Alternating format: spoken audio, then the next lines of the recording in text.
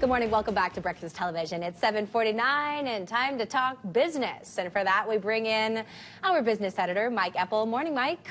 Hello, how are you? I'm very well. I know you'd love to go on and on, or wax poetic, as you put it, about The Bachelor.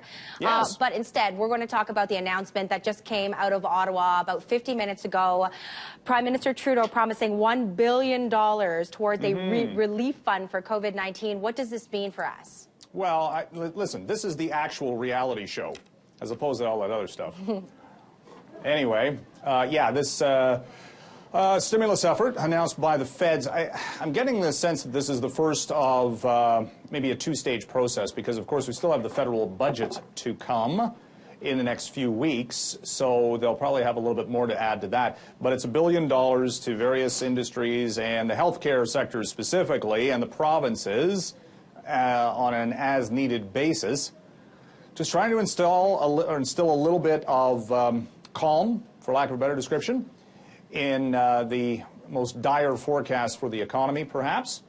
And this is sort of what the markets are looking for right now, Sarah, because yesterday all the talk on Wall Street was that, yep, the Trump administration's working on a plan, and they're going to announce it right now about stimulus and a payroll tax cut and extending the deadline for paying your taxes and all these other things, and then it didn't happen.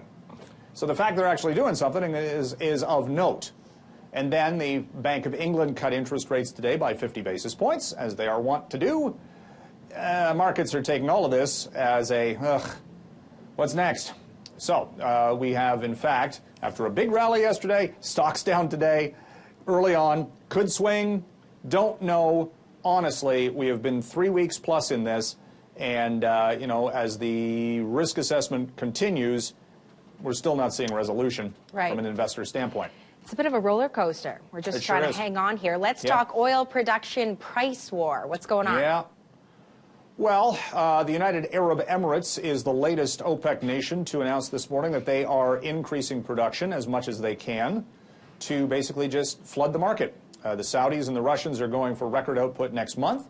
This has driven the price for oil sharply lower because there's just too much supply and not enough demand if the economy is slowing globally. So we saw that sell-off Monday of 24%, which was preceded by a drop of 10% last Friday.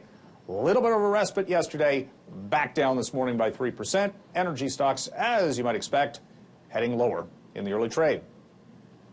All right, Mike, well, we're going to leave it there for today. But if you're that passionate about the outcome of The Bachelor moving forward, perhaps you're next in line. Oh, my wife might have something to say about that. You know what? On second thought, I think you're right. I'll take that back. We'll see you tomorrow, right? Thank you. Okay. Let's go ahead and take a look at the markets.